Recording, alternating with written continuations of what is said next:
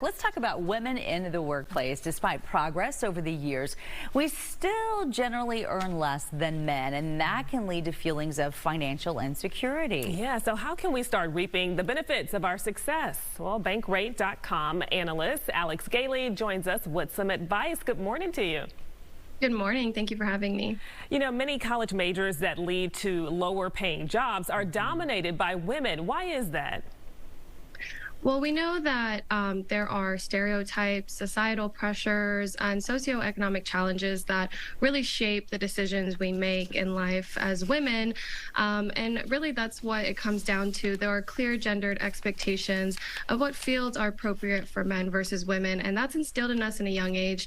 Luckily, the narrative has shifted so much in the last 2 to 3 decades. You know, women are being told they can be engineers and doctors and astronauts and things that lead to higher salaries and more wealth over life.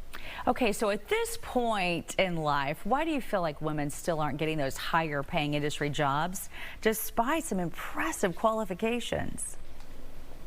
Well, it's interesting because the conditions that sort of shape the gender pay gap may begin before men or women enter the workforce. You know, decision around college major can really impact your future earnings. And we see that women sort into fields that ultimately lead to lower paying salaries, such as education or arts or social sciences or nursing. And you see men sorting into more STEM related fields that like engineering, or computer science that lead to these higher salaries at the end of the day. And so a lot of these decisions are influenced by what we're told growing up. And also, we know that a lot of these STEM classrooms and workplaces tend to be inhospitable for women. So when women get to college, they might be deterred by the fact that they feel like they don't belong or they're the minority in their classrooms. And even if a woman does go into a STEM field, that doesn't ensure against the gender pay gap. We see that there's research that women in STEM still earn less than men.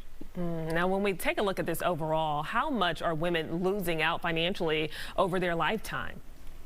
So if you look at the pay differences between male-dominated majors and female-dominated majors, the difference there is tens of thousands of dollars, which can result in women losing out on millions over their lifetime. You see in the data study we did, the highest paying major is electrical engineering, which has a median salary of $110,000, but about 85% of degree holders are men. And then if you look at more female-dominated majors, the highest salary there is nursing, which is at $70,000, where 89% of women are degree holders. Okay, now you actually have advice for women in these situations. The first one actually surprises me because it seems like a really awkward conversation, but you say talk to your peers about salary. How do you go about that? Yes, it can feel really awkward and uncomfortable. You know, talking about salary is traditionally been seen as taboo, but we have seen younger generations sort of go against that narrative and really start being more transparent about their salaries and even their finances, and really finding power in knowledge and knowing, especially as a woman, what your male counterparts in similar roles as you are making.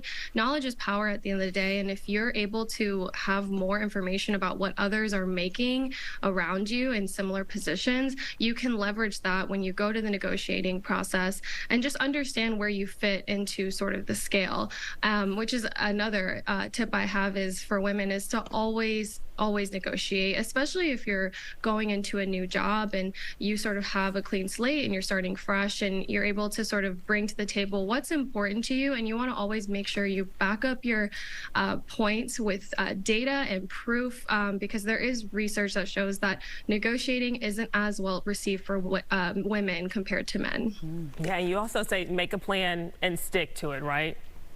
Yes, it's really important to make a financial plan early in your career, knowing that women's earnings trail behind men's. It's really important to do the foundational work and create a financial plan. That means building an emergency fund that covers 3 to 6 months worth of expenses, spending less than you earn, and always investing for your future through a tax-advantaged retirement account. All right, we're out of time, but just your final quick advice on how to beat any feelings of financial insecurity. I would tell women to give themselves grace and know that, the odds are stacked against women's favor. And so it's important to give yourself grace and be patient and we're all doing the best we can do at an individual level. It's important to remember that the gender pay gap is a systemic issue. All right. Well, great advice. We truly appreciate it. Thank you so much for speaking with us. Thank you for having me.